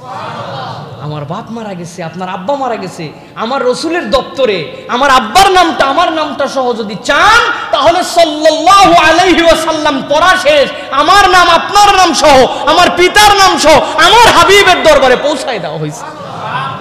7 নম্বরে আল্লাহ রসুল সাল্লাল্লাহু আলাইহি ওয়াসাল্লামের কাছে যখন এই সালাম পৌঁছায় যায় পিতার নাম সহ, তিনি নিজেও ওই তার উম্মতের জন্য আল্লাহ রসুল সাল্লাল্লাহু আলাইহি ওয়াসাল্লাম দোয়া করেন। দরুদের মর্যাদা অনেক। যারা দরুদের আমল করেন, নিজের জীবনে 2টা বোনাস আল্লাহ রাব্বুল আমিন আপনার আমার জন্য দান করবেন। 60টা কথা বললাম, যেই 60টা হচ্ছে মর্যাদা, 2টা বোনাস। মধ্যে বলি দরুদের দাম কত, দরুদ যদি পড়ি তাহলে কি লাভ হয়। ওসমানীয় খেলাফতের সর্বশেষ খলিফা ছিলেন আব্দুল হামিদ। এই আব্দুল হামিদ থেকে ঘটনা এসেছে, আব্দুল হামিদ যেই মানুষটাকে ইহুদিরা কিনে নিতে চেয়েছিল, মিলিয়ন মিলিয়ন টাকা দিয়া বাইতুল মুকাদ্দাসকে নিয়ে নিতে চেয়েছিল, তিনি তার জীবনের সর্বশেষ দিন পর্যন্ত লড়াই করেছেন, টিকতে পারেন নাই। ওসমানীয় খেলাফত শেষ হয়ে গেছে, কিন্তু তার রাজ্যকে টিকানোর জন্য বা অন্য কোনো কারণে ক্ষমতায় টিকে থাকার জন্য কখনো তিনি ষড়যন্ত্র মানেন নাই। এই আব্দুল হামিদ, তার থেকে বর্ণনা এসেছে, হঠাৎ করে একদিন লোক এই ওসমানীয় খলিফা আব্দুল হামিদের দরবারে এসেছে। আসার পরে বাহিরে এলোমেলো চলাফেরা করে, লোকজন তারে ধরছে, ধরার পরে জিজ্ঞাসা করে কি ব্যাপার, কেন তুমি এখানে এসেছো? বলে আমি এসেছি ওসমানীয় খলিফা যে আব্দুল হামিদ, আমি উনার কাছে পাওনা আছি, আমার কাছে উনার ঋণ আছে, ওই ঋণের টাকা উসুল করার জন্য আসছি। লোকজন বলে মাথা তোমার ঠিক আছে নাকি? বাদশাহ খলিফা তোমার কাছে ঋণগ্রস্ত, তুমি কত বড় মিলিয়নিয়ার হইছ, পাগলামো করতেছ, অন্য কোনো ষড়যন্ত্র আছে? কোনো কথাই শোনে না। বলে আমার একটা ছোট্ট কাগজ আছে, এই কাগজটা একটুখানি পৌঁছায় দাও তো। বলে কাগজ পৌঁছানো পরে যাবে, আরে আগে আরে ধরার পরে অ্যারেস্ট কর। অ্যারেস্ট করে রেখেছে, খলিফার কাছে নাকি উনার ঋণ আছে, কত বড় ব্যাপার। কাগজটা যেইটা আছে, কাগজটা শেষ পর্যন্ত আব্দুল হামিদ তার যে সহযোগী ছিল তিনি পৌঁছাইছে। হঠাৎ করে একদিন খলিফার নজরে কাগজ পড়েছে, পৌঁছানোর সাথে সাথে খলিফা তটস্থ হয়ে গেছেন। হওয়ার পরে সাথে সাথে ডাক দিছেন, এই আমার যে সেক্রেটারি আছে, আমার যে মন্ত্রী আছে পাশা, এদিকে আসো তো, এই চিঠিটা তুমি আমাকে কেন আগে দেও নাই? বলে এই চিঠি আর কি দিব আপনাকে খলিফা, আপনি জানেন না বাইরে একটা পাগল আসছে, ওরে ধরে রাখা হয়েছে, কি অপরাধ তার? ও বলে আপনি নাকি তার কাছে ঋণগ্রস্ত, ঋণের টাকা নাকি আপনার শোধ দেওয়া লাগবে, কত বড় বেয়াদব। বলে ওর একটু মুক্ত করে আমার সামনে নিয়ে আসো তো। নিয়ে আসছে সামনে, আসার পরে দাঁড়িয়েছে, দাঁড়ানোর পরে বলে তুমি নাকি এরকম কথা বলেছো প্রিয় বৎস, এই কথা বলার কারণ কি? বলে এই কথা বলার কারণ আপনার কাছে আমি ব্যাখ্যা করছি, শুনুন। আমি এই ওসমানীয় খেলাফতের একজন বিখ্যাত ব্যবসায়ী ছিলাম, কিন্তু আমি ঋণ করতে করতে ব্যবসার মধ্যে দেউলিয়া হয়ে গেছে, আজকে আমার কিছুই নাই, আমার ঋণে আমি জর্জরিত। আমি প্রত্যেক দিন রাত্রে আল্লাহর কাছে দোয়া করি, হে আল্লাহ গলাবাতির দাইন, আমাকে ঋণ থেকে তুমি মুক্ত করে দাও, হে আল্লাহ তুমি আমাকে একটু ঋণ থেকে মুক্তির ব্যবস্থা করে দাও। আল্লাহর কাছে দোয়া করি, দোয়া করে করে প্রত্যেক দিন আমি আল্লাহর কাছে বলি। সাথে সাথে ওই খলিফার সামনে দাঁড়ানো লোক বলতেছে তোমার মূল কথা বলো, তোমার কাহিনী কে শুনতে চাইছে, তুমি ঋণগ্রস্ত নাকি গ্রস্ত? একটু আগেই না তুমি বললে খলিফা তোমার কাছে ঋণগ্রস্ত, এখন না বলো আবার তুমি ঋণগ্রস্ত, কথাবার্তা ঠিক আছে কিনা? বলে বলতে দাও। আমি এরকম করে বলে বলে এক রাত্রে ঘুমায় গেছি। ঘুমায় যাওয়ার পরে স্বপ্নের মধ্যে আমি দেখি মুহাম্মাদুর রাসূলুল্লাহ সাল্লাল্লাহু আলাইহি সাল্লাম আমাকে স্বপ্নের মধ্যে এসে বলতেছেন, হে ঋণগ্রস্ত যুবক, যাও তুমি আব্দুল হামিদের কাছে যাও, আব্দুল হামিদের কাছে যে তোমার প্রয়োজনের কথা বলবে, আর বলবে তোমার যেন ঋণ মওকুফের ব্যবস্থা করে দেয়, আর তাকে বলবে একটা কথা আমার পক্ষ থেকে, আমার আব্দুল হামিদ তো গত রাত্রে যখন ঘুমাইছে, ওই ঘুমানোর আগে তো মুহাম্মদ সাল্লাল্লাহু আলাইহি ওয়াসাল্লামের প্রতি দরুদ পড়ে নাই। আব্দুল হামিদ লাফ দিয়ে উঠেছেন, উঠার পরে বলতেছেন কি বললে তুমি? আমার সামনে আসো তো আরেকবার, কি বললে তুমি? বলে আমি যা বললাম বাদশা সত্যি কথা বলছি, আমি রাত্রেবেলা স্বপ্নের মধ্যে দেখেছি আমাকে রাসূলুল্লাহ সাল্লাল্লাহু আলাইহি ওয়াসাল্লাম বলছেন তুমি যাও আমার আব্দুল হামিদের কাছে বলো, আমার আব্দুল হামিদ গতকালকে তো দরুদ পড়ে নাই, আর তোমার প্রয়োজন মিটাতে সে সহযোগিতা করবে। বলে আল্লাহ রসুল বলছেন আমার আব্দুল হামিদ, তুমি আমার কাছে আসো। খাজানচিখানা খুলে এক থলে তাকে দিয়ে দিছে, নাও। নেওয়ার পরে বলে আরেকবার বলো তো রসুল কি বলেছেন? বলে রসুল বলেছেন আমার আব্দুল হামিদকে বলবে। বলে আরেকটা থলে নাও, আরেকবার বলো তো কি বলেছেন রসুল? বলে আমার আব্দুল হামিদকে বলবে। যখন এরকম করে দিতে শুরু করেছেন, সাথে সাথে পাশ থেকে মন্ত্রী বলছে, হে যুবক, তোমাকে বাচ্চা এখন পর্যন্ত যা দিয়েছেন এতে কি তোমার ঋণ মিটবে না? তোমার কি দেনা উসুল হবে না? বলে ঢের হবে, অনেক বেশি হবে। বলে তাহলে তুমি চলে যাও। এই বলে তাকে সরানোর পরে যখন ওই বাচ্চার কাছে বলতেছে, তার মন্ত্রী আপনি তো সব সম্পত্তি প্রায় দিয়ে দিচ্ছিলেন, এইভাবে যদি আপনি দেন আপনি চলবেন কেমন করে? আব্দুল হামিদ বলতেছেন ও আমার বোনটি শুনে রাখো, আমার রসুল যখন তাকে সম্বোধন করে বলেছেন আমার আব্দুল হামিদকে বলো, পুরা সাম্রাজ্য আমি দিয়ে দিতে পারি। আমার রসুল যেহেতু আমাকে বলেছেন আমার আব্দুল হামিদ। আল্লাহ নবীর মুহাব্বত এরকম ছিল। এরপরে তিনি বলছেন ঘটনা তো সত্যই ঘটেছেও বেশ কিছুদিন আগে। আমি রাত্রিবেলা কাজ করার পরে যাই করি না কেন আমার রসুলের প্রতি আমি ওজিফা করে রেখেছি, কিছু দরুদ এবং সালাম না পাঠায় ঘুমাই না। সত্যি সত্যি তো ওই দিন আমি আমার হাবিবের প্রতি সালাম পাঠাতে ভুলে গেছিলাম। ও মিথ্যা কথা বলে নাই, কারণ এইটা তো তার জানার কথা নয়। নিশ্চয় আমার রসুলের কাছে ফেরেশতারা এই বার্তা পৌঁছাইছে। ফেরেশতাদের বার্তায় আমার নাম আর আমার পিতার নাম না দেখে আমার রসুল আমাকে ভালোবেসে আব্দুল হামিদ বলেছেন। এই আব্দুল হামিদ শোনাটা আমার আব্দুল হামিদ, এর থেকে দামি আমার কাছে কিছুই নাই। আপনার আমারও যদি জীবনে মনে হয় যে রসুল হয়তো আপনাকে আমাকে জানাচ্ছেন না, কিন্তু আমার উম্মত কে, তার পিতা, তার নাম কি, আমার উম্মত আমার কাছে নাম পাঠাইছে, এটা যদি করতে চান তাহলে রসুল আরবি সাল্লাল্লাহু আলাইহি সাল্লামের প্রতি দরুদ পাঠাতে হবে। প্রিয় ভাইরা, দরুদের কোনো বিকল্প নাই। আর দরুদের যে দুটা বোনাসের কথা আপনাদের কাছে বললাম, 60টা বলেছি মর্যাদার কথা, আর রসুল আরবি সাল্লাল্লাহু আলাইহি সাল্লামের নিজের উম্মতের পরিচয়ের আনন্দের কথা। আর বোনাস হচ্ছে দুইটা, একটা হচ্ছে সমস্যা, দুশ্চিন্তা, হতাশা যদি মনের মধ্যে গ্রাস করে, দরুদ পড়লে আল্লাহ রাব্বুল আলামিন এটা বোনাস আকারে দূর করে দেন। আর 2 নম্বর বোনাস হচ্ছে রসুল আরবি সাল্লাল্লাহু আলাইহি ওয়াসাল্লামের শাফাআত যদি পেতে চায় তাহলে রসুল আকরাম সাল্লাল্লাহু আলাইহি ওয়াসাল্লামের প্রতি বেশি বেশি দরুদ পড়তে হবে। তাহলে আমরা কি এই প্রতিশ্রুতি আজকে করতে পারি যে আমাদের জীবনে সকাল সন্ধ্যা কাজের ফাঁকে বিভিন্ন সময় ওযু লাগে না, গোসল লাগে না, এরকম আমরা রসুলের প্রতি দরুদের ওজিফা বানায় নেব। কমসে কম পুরা দিনে কয়েক মর্তবা 10, 20, 40, 50, 100 যে যেভাবে পারি আমরা রসুলের প্রতি দরুদ পড়ব। পারবো? আমরা পারবো ইনশাআল্লাহ। আমরা চাই আমার রসুল জানি বলে আমার সাইফুল্লাহ, আমার তানভীর, আমার বেলাল, আমার অমুক, আমার আব্দুল্লাহ। আল্লাহ রসুলের কাছে যেন আমাদের নামগুলো আমার এরকম আদরের উম্মত হিসেবে পরিচিত থাকে। বলেন আল্লাহুম্মা আমিন। কেবল আমার নামই, আমার বাপের নাম, নিজের আব্বার নাম, আল্লাহ রসুল সাল্লাল্লাহু আলাইহি ওয়াসাল্লামের তারা কবর থেকে আর দরুদ পাঠাতে পারে না।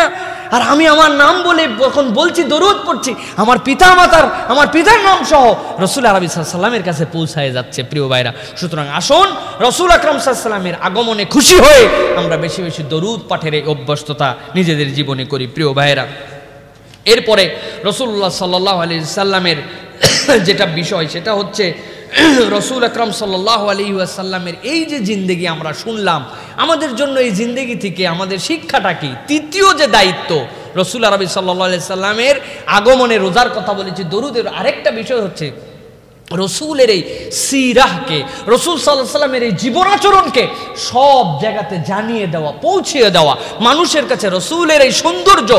আরে আমরা যদি বলতে লাগি, এখন এই তো বললাম আপনাদের কাছে, বইটা পড়লে বুঝতে পারবেন আপনারা, এই বইয়ের মধ্যে থেকে আপনারা এই ইহুদি খ্রিস্টান আজকে আমাদেরকে সভ্যতার শিক্ষা দেয়। তাদের গ্রন্থের মধ্যে আছে যারা খ্রিস্টান হবে না তাদের উপাসনালয়গুলোকে তোমরা ভেঙে ফেলো, তাদেরকে কুকুর বলে সম্বোধন করা হয়েছে বাইবেলের ভিতরে, শুকর বলা হয়েছে তাদেরকে। ওরা আমাদেরকে রাসূল সাল্লাল্লাহু আলাইহি ওয়াসাল্লামের জিহাদের নাম দিয়ে সন্ত্রাসী নাম দেয়। সন্ত্রাস কারে বলে এইটা আমরা তোমাদের কিতাব থেকে প্রমাণ দিতে পারি। মুসলমানরা সন্ত্রাসী নয়, ইসলাম জিহাদের সর্বোচ্চ সৌন্দর্য রূপ দিছে। আরে জিহাদের জন্য 4টা শর্ত লাগে, প্রতি শর্তের মধ্যে 8টা বিধান আছে, এত সস্তা নয়। মানুষ মারার জন্য জিহাদ আসে নাই, মানুষের জীবন রক্ষা করার জন্য জিহাদ এসেছে, ঠিক কিনা? আর তাদের ধর্মগ্রন্থের মধ্যে আছে যেই সকল মানুষ, if they will a pregnant you have to throne into the wall and kill them by throwing in the wall. বলছে যিশুর হয়ে তাদের জন্য এই তলোয়ারের ধার নষ্ট করবে কেন? যদি তারা খ্রিস্টান না হয়, অন্য ধর্মে পার হয়ে যায়, বা খ্রিস্টান ধর্মের মধ্যে না থাকে, অন্য ধর্মাবলম্বী হয়, প্রেগন্যান্ট যদি মেয়ে হয়, ওয়ালের সাথে বাড়াইয়া পিটায় তাদেরকে মেরে ফেলো। এই সকল কথা বাইবেলের মধ্যে আছে। এগুলো আমরা বললে তো বলবেন সন্ত্রাসী কথা, এগুলো প্রমাণ আছে। আমাদেরকে তারা সন্ত্রাসের কথা বলে, মুসলমান তার উত্তর দিতে পারে না, রসুলের চরিত্র প্রকাশ করতে পারি নাই আমরা। আফসোস, এই আমাদের পাহাড়ি জনপদে আজকে গারো, মারমা, নানান ধরনের উপজাতি আছে, কোন ভিন দেশ থেকে এসে তারা নানান চিকিৎসার নামে, শিক্ষার নামে, মানবিক উন্নয়নের নামে, স্যানিটারি বানায় দেওয়ার নামে তারা নিজেদের ধর্ম প্রচার করে তাদেরকে খ্রিস্টান বানায়, তাদেরকে অন্য ধর্মাবলম্বী বানায়। আর মুসলমানের দেশে পাশাপাশি বসবাস করে আমরা তাদের কাছে আমাদের দাওয়াত পৌঁছাতে পারি নাই, মুহাম্মদ সাল্লাল্লাহু আলাইহি ওয়াসাল্লামকে তাদের কাছে চিনাতে পারি নাই। ঠিক কিনা? খালি বড় বড় গল্প দেই আমরা, হ্যান করেঙ্গা ত্যান করেঙ্গা, পাশের লোকের দাওয়াত দিতে পারে নাই। অমুক জায়গায় যাচ্ছে, তুমুক জায়গায় যাচ্ছে, আমরা দাওয়াত দিতে। এই মানুষগুলো যারা আমাদের মাঝে আছে যুগ যুগ ধরে, তাদেরকে জোর করে মুসলমান বানাতে হবে না। মুহাম্মদ সাল্লাল্লাহু আলাইহি ওয়াসাল্লামকে তার পরিচয় তুলে ধরেছি আমরা। This is the man Muhammad সাল্লাল্লাহু আলাইহি ওয়াসাল্লাম, his characteristic this like of you for you. দেখো এই ধরনের জীবন বিধান তিনি নিয়ে আসছেন, এই ধরনের বহুজাতিক মানুষের মধ্যে তিনি ইসলাম প্রচার করেছেন।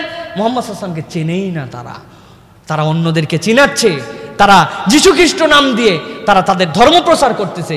আমরা তো গাধার সাম্রাজ্যের মধ্যে আছি। তারা তাদের কাছে যে বলে, কোন নবীকে মানবে তোমরা, যে দুনিয়ার বুকে এখনো আসমানে আছে না জমিনের মধ্যে শুয়ে আছে, কোনটা মানবে? দাম কোনটার বেশি বলো? উপরে যেটা থাকে না নিচে, কোনটার দাম বেশি? উপরের দাম বেশি। তো তোমরাই তোমাদের ধর্মগ্রন্থ যে বলছো যে ঈসা আলাইহিস সালামকে আসমানে উঠায় নেওয়া হয়েছে, মুহাম্মদ সাল্লাল্লাহু আলাইহি ওয়াসাল্লাম কোথায় আছে? মদিনার মাটিতে আছে। তো কোনটার নবীর দাম বেশি? অতএব জীবন্ত নবী তোমাদেরকে বলছি, ঈসাই ইসলাম মানো। আহা, মুসলমান চিন্তা করতেছে, মাথার মধ্যে তো ঘেলু নাই, কিচ্ছু নাই, রহমতুল্লাহ কিরা নবী। এবং এই যে বললাম আপনাদের কাছে, এই সকল দাঈল আল্লাহরা এইগুলার যুক্তি দিছেন এমন ভাবে, যুক্তির উত্তরে তারা ঘায়েল হয়ে গেছে, আমরা তো কিছুই জানি না। মুন্সি মোহাম্মদ মেহেরুল্লাহর কাছে প্রশ্ন করার পর উনি বলছেন, ঠিক আছে একটা বড় বাটকারা নিয়ে আসো। নিয়ে আসছে, খড়ি মাপে, দেখছেন আপনারা বড় বড় দুই ধারে খড়ি মাপার একটা বাটকারা নিয়ে আসে। নিয়ে আসার পরে বলে, আরে তোমার কাছে জিজ্ঞাসা করছি, কোরআন হাদিসের দলিল নাই, খড়ি মাপা বাটকারা নিয়ে আসছে, ব্যাপারটা কি? বলে বাটকারার মধ্যেই উত্তর আছে। স্টেজের উপর বড় বাটকারা বসাইছে, বসায় বলে এই ধারে একটা 5 কেজি ওজনের একটা বাটকারা দাও। দিছে 5 কেজি। 5 কেজি দেওয়ার পরে বাটকারার দিক ডাইবে গেছে, ফাঁকা দিক উঁচু হয়েছে না, বলে আচ্ছা এই পারে এবার একটা 1 মণ দাও। 1 মণ দিছে 5 কেজি, এই দিকে উঠছে আর 1 মণ, এরকম না? কই বুঝো তো এটা কতখানি, মাপ কত, মাপ কত? কই 40 কেজি। কই 40 কেজি জমিনের দিকে আছে, 5 কেজি উপরে গেছে। কই 5 কেজিও লাগবে না, 5 কেজি নামাই তো ফাঁকা বানাইছে। কই ফাঁকা উপরে আছে এখন। আসলে উনি ঈসা আলাইহিস সালামকে অপমান করেন নাই, মেঠো যুক্তি। যারা তার কাছে এই যুক্তি দিচ্ছে তাদেরকে তো উপস্থিত মানুষকে বুঝাতে হবে। এখন উপস্থিত মানুষ গন্ড মূর্খ, ওদের কাছে কোরআন থেকে হাদিস থেকে রেফারেন্স দিলে ওরা কি বুঝবে? প্রিয় ভাইয়েরা, ইসলামকে জানতে হবে, বিউটি অফ ইসলামকে উপস্থাপন করতে হবে। প্রিয় ভাইয়েরা, আল্লাহ রাব্বুল আলামিন আমাদেরকে এই জন্য সৃষ্টি করেছেন, আমাদেরকে মাথা খাটাতে হবে। মাথা খাটায় আমাদের কাছে আমাদেরকে দ্বীনকে প্রচার করতে হবে। আল্লাহ রাব্বুল আলামিন যা করেন বিশ্বাস করতে হবে এগুলো ভালোর জন্য হয়, ঠিক কি না? অনেকেই নানান দিক দিয়ে আফসোস করতেছেন যে এই দেশে খ্রিস্টানদের আধিপত্য বেড়ে গেছে, এই দেশে নাস্তিকদের আস্ফালন বেড়ে গেছে, এই দেশে নানান ধরনের শিক্ষিত মানুষ নামের এই সকল শয়তানরা এমন কথা বলতেছে যে এইগুলোতে আমরা বিব্রত হচ্ছে। আমি বলছি বিব্রত হচ্ছি না আমরা। বলে হুজুর কেমন করে বিব্রত হচ্ছেন না? এক বাদশার সাথে নাকি এক লোক ছিল, তার সাথে সহযোগী সব সময় থাকতো। ওই বাদশা যাই করতো বলছে আল্লাহ যা করছে তাই ভালো করছে, ওর একই কথা। একদিন গেছে শিকার করতে, যাওয়ার পরে এক নেকড়ে তার উপরে হামলায় পড়ছে। নেকড়ে হামলায় তার হাতের উপরে পড়ছে, কিনি নখটাতে দিছে কামড়। ওর সাথে যেটা ছিল ও লাঠি দিয়ে পিটাতে পিটাতে বাদশার কিনি নখ নাই। কিনি নখের ব্যথায় তুমি অবস্থা খারাপ, হায় হায় আমার জান যাই কি আছে, যাই কি আছে। ওরকে বলতেছে কি হলো? বলে আল্লাহ যা করছে তাই ভালো করছে। মাথা ঠিক আছে আর আমার নাই কিলিনক আর বদমাইশ বলে আল্লাহ যা করছে ভালো করছে। রায়কে বলছে এই বদমাইশ জেলে রাখো, যতদিন আমি বাইর না করবো ততদিন এই বদমাইশ জানো। আমার কিলিনক যাওয়ার পরে বলছে আল্লাহ নাকি ভালো করছে। বেচারি মনের দুঃখে এতদিন বাদশার সাথে আসি, কিনিনক নাই বাদশার কিনিনক টোক যখন ঠিক হয়েছে, হওয়ার পরে এ তো জেলে আছে। আবার কিছুদিন পর বাদশা গেছে আবার গভীর বনের মধ্যে। আল্লাহর কি কাম, এর আগে নেকড়ে ধরছিলে, এবার ধরছে বন অঞ্চলে যেই সকল মানুষজন বসবাস করে, যেইগুলা মানুষ এখনো ওই রকম ভাবে সিভিলাইজড হয় নাই, ওই বন মানুষের দল তারে ধরছে। ওদের সামনে একটা পূজা, ওই পূজাতে একটা মানুষ বলি দেওয়া লাগবে, বাদশারে পাইছে। নিয়ে যায় বলির মধ্যে চড়ায় কোপ দিতে যাবে, সব চেক চুক করে দেখে আঙ্গুল নাই। সাথে সাথে ওদের মাথায় হাত, যে আমরা সব সময় ভগবানের নামে যা বলি দেই এইটা নিখুঁত হতে হয়, কোনো খুঁত থাকা চলবে না। এ তো ভগবান আমাদের বলি নিবেন, এর তো নকি নাই, ছাড় এ বদমাইশে ছাড়ে দে। বাদশা মাথায় হাত দিয়ে বলির থেকে উঠে এসে ওরে খুলছে, খুলে কয় বাবা আমি বুঝছি আল্লাহ যা করে ভালোর জন্য করছে, কিন্তু একটা কথা আল্লাহ ভালোর জন্য করছে বুঝলাম, কিন্তু তোমারে যে আমি জেলে এই যে 6 মাস পচাইলাম এর মধ্যে কি ভালো পাইলে? কই এইটাও আল্লাহ ভালোর জন্য করছে, আমারে জেলে না রাখলে তো 2 ভাই একসাথে আবার যাইতাম, আপনার না হয় নোক নাই আমার তো সব আছে, আপনারে বলি না দিয়ে আমারে বলি দেওয়া লাগতো, আল্লাহ যা করে। এইরকম একটা সার মার্কা সন্ডার মার্কা দিয়ে আল্লাহ রাব্বুল আমিন যদি মুসলমানদের সালাম সংস্কার করায় আমাদের কি কোনো আপত্তি আছে? এইরকম নাস্তিকরা যখন আস্ফালন দিবে মুসলমানের সন্তানরা তার কাউন্টার দেওয়া শিখবে, সঠিক ইসলাম জানা শিখবে। ইসলামের বিপক্ষে যখনই তারা কোনো কথা বলবে মুসলমান সর্বশক্তি দিয়ে তাদের ঈমানকে জাগ্রত করবে। আল্লাহ মুসলমানদের ঈমান জাগ্রত করার জন্য এই সকল নাস্তিক বাম এই সকল রামদের আস্ফালন দেখাচ্ছেন, ঠিক কিনা? ভয় পাওয়ার কোনো কারণ নাই। ঈমান জাগ্রত করেন, ভালো করে ইসলাম বুঝার চেষ্টা করেন, ইসলাম মানার চেষ্টা করেন। ইনশাআল্লাহ যেই গণজাগরণ এবং গণজোয়ার আছে বাংলাদেশে, ইনশাআল্লাহ কোন ইসলাম বিপক্ষ শক্তি কখনো মাথা ছাড়া দিয়ে আমাদের সাথে জিততে পারবে না, ইনশাআল্লাহ, ঠিক কিনা? তোমরা বানাইছো মিডিয়া, আমরা এখন তার উপকার নেই, নাও ঠেলা বোঝো, ঠেলা বোঝো তোমরা এখন প্রিয় ভাইয়েরা। এই জন্য প্রিয় ভাইয়েরা আমাদেরকে সঠিক ইসলাম জানতে হবে। লাস্ট একটা মেসেজ দিয়ে শেষ করে দিব, এটা খুবই গুরুত্বপূর্ণ আপনাদের জন্য আমাদের জন্য প্রিয় ভাইয়েরা। সেটা হচ্ছে সামনে আমাদের দেশের যারা হিন্দু ধর্মাবলম্বী আছেন তাদের দুর্গা পূজা সামনে আসতেছে। এই দুর্গা পূজাতে আমরা দেখতে পাচ্ছি বাংলাদেশে কতগুলো বিষয়, 2-1টা বিচ্ছিন্ন ঘটনা আমরা দেখতে পাচ্ছি, মন্দির ভাঙা, প্রতিমা ভাঙা, বিভিন্ন ধরনের বিষয় আসছে। ইসলাম আসলে আমাদের হিন্দু ভাইদের জন্য, অন্য ধর্মাবলম্বীদের জন্য, তাদের ধর্মীয় উপাসনা এবং তাদের উপাস্যদের জন্য ইসলামের নির্দেশনা কি? ঈমানের জজবা আমাদের থাকবে, কিন্তু সেই ঈমানের জজবার সঠিক প্রয়োগ লাগবে, তাছাড়া জাহান্নাম নিশ্চিত হয়ে যেতে পারে। প্রিয় ভাইয়েরা ভালো করে বোঝেন, আমি বলছি আল্লাহ রাব্বুল আমিন বলছেন সূরা আনআমের ভিতরে, সূরা আনআমের 108 নম্বর আয়াতের মধ্যে আল্লাহ বলছেন ওয়ালা তাসুব্বুল্লাযীনা ইয়াদউনা মিন দুনিল্লাহি ফায়াসুব্বুল্লাহা আদওয়ান বিগাইরি ইলম কাযালিকা যায়্যানা লিকুল্লি উম্মাতিন আমালাহুম সুম্মা ইলা রাব্বিহিম মারজিউহুম ফায়ুনাব্বিউহুম বিমা কানু ইয়ামালুন। আল্লাহ বলছেন ওয়ালা তাসুব্বুল্লাযীনা ইয়াদউনা মিন দুনিল্লাহি ফায়াসুব্বুল্লাহা আদওয়ান বিগাইরি ইলম। খবরদার তোমরা তাদের উপাস্যদেরকে গালি দিও না। তোদের উপাস্যকে যদি তোমরা গালি দাও, তারা তো তোমার আল্লাহ সম্পর্কে কোনো ধারণা রাখে না, তোমার হক আল্লাহর ব্যাপারে তারা গালি দিবে। তাহলে প্রথম আমাদের দায়িত্ব কোনো তাদের প্রতিমা, কোনো মূর্তি, কোনো কিছুকে ব্যঙ্গ করা, টিটকারি করা, এ নিয়ে ফেসবুকিং করা, পোস্ট করা, গ্রুপিং করা, খবরদার মুসলমানরা এটা করতে পারবে না, এটা আল্লাহর নিষেধ। আল্লাহ বলছেন তবে জেনে রাখো কিয়ামতের দিন হকটা তাদের সামনে তুলে ধরা হবে, হক আল্লাহ হকই থাকবেন আর তাদের এইগুলা ভ্রান্তই থাকবে, কিন্তু মুসলমানরা ভুলেও কখনো তাদেরকে গালি দিতে পারবে না। এটা 1 নম্বর দায়িত্ব। 2 নম্বর আল্লাহ রাব্বুল আলামিন বলছেন তোমাদের জন্য ধর্ম নিয়ে তোমরা সত্য ধর্ম এবং সত্য ইসলাম আসার পরে অন্য ধর্ম নিয়ে বাড়াবাড়ি তোমরা আর করতে পারবে না। আল্লাহ বলছেন লা ইকরাহা ফিদ-দীন ক্বাদ তাবায়্যানার রুশদু মিনাল গাই।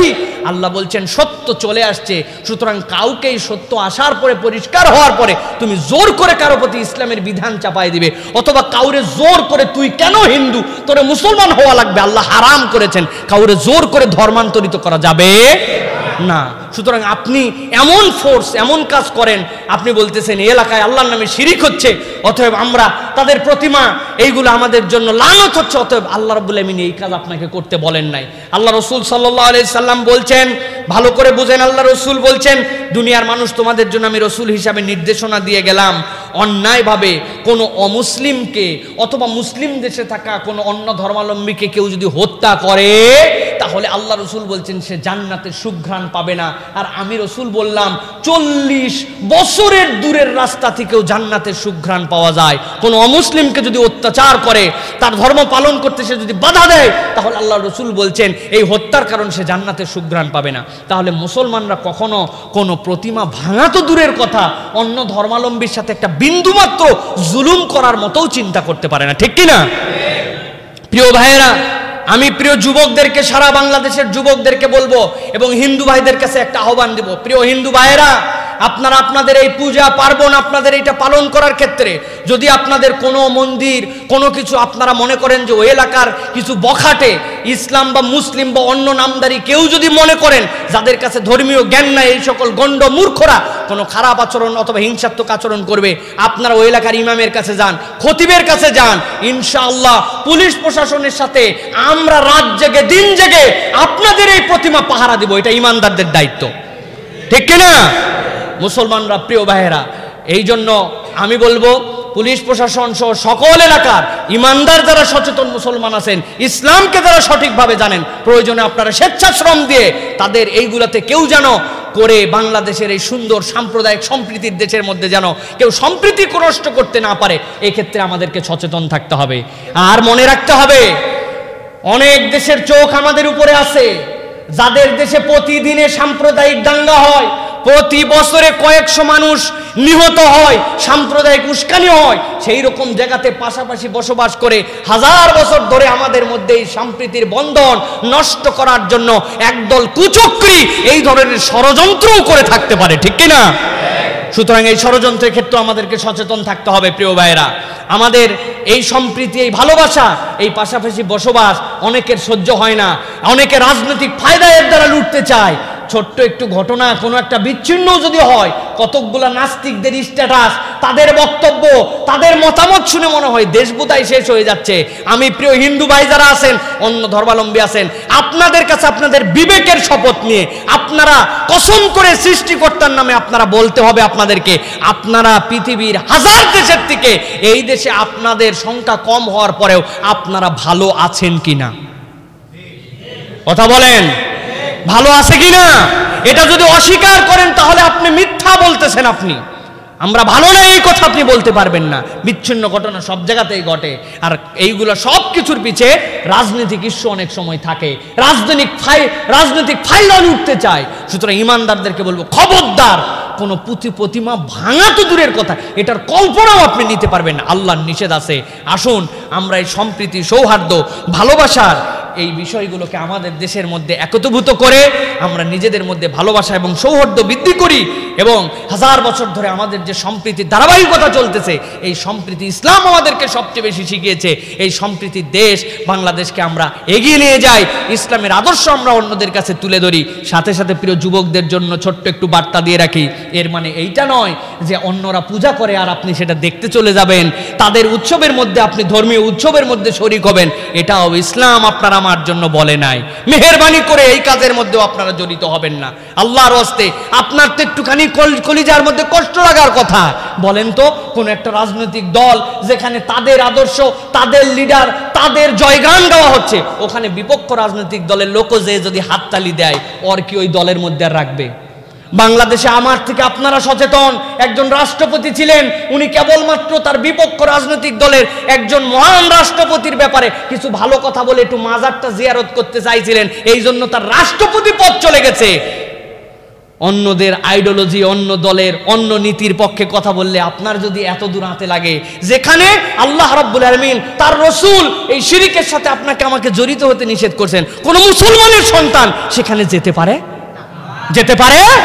কোন মুসলমান বলতে পারে যে তাদের ধর্মীয় উৎসবে আমি যেতে পারি না? তাদের ধর্মীয় উৎসব তারা পালন করবে, শতভাগ মুসলমানরা তাদের জন্য নিরাপত্তা দিবে, সব দিবে, কিন্তু তাদেরটাতে তো আমরা শরীক হব না, তাদেরটাতে আমরা অংশগ্রহণ করব না। এটা ঈমানের দাবি নয়, এটা আপনার অন্তরের মধ্যে কষ্ট লাগার কথা যে আমার আল্লাহ আমাকে যে বিধান দিয়েছেন সেই বিধানের মধ্যে আমি থাকব। এর মানে আমরা সেখানে যাবও না, আবার তাদের কোনো ক্ষতিও আমরা করব না। এই বুঝ আল্লাহ আমাদেরকে দান করুক, বলেন আল্লাহুম্মা আমিন। আল্লাহ রাসূল সাল্লাল্লাহু আলাইহি ওয়াসাল্লামের সিরার উপরে যে কথা বলা হলো, এই অনুযায়ী আমাদের জীবনে এই কথাগুলো বাস্তবায়ন করার মতো আল্লাহ তৌফিক দান করুন। ওয়া মা তাওফিকি ইল্লা বিল্লাহ। সুবহানাকাল্লাহুম্মা বিহামদিকা আশহাদু আল্লা ইলাহা ইল্লা আনতা আস্তাগফিরুকা ওয়া আতুবু ইলাইক। আসসালামু আলাইকুম ওয়া রাহমাতুল্লাহি ওয়া বারাকাতুহু। Rose TV 24. Enjoy by listening to the Holy Quran.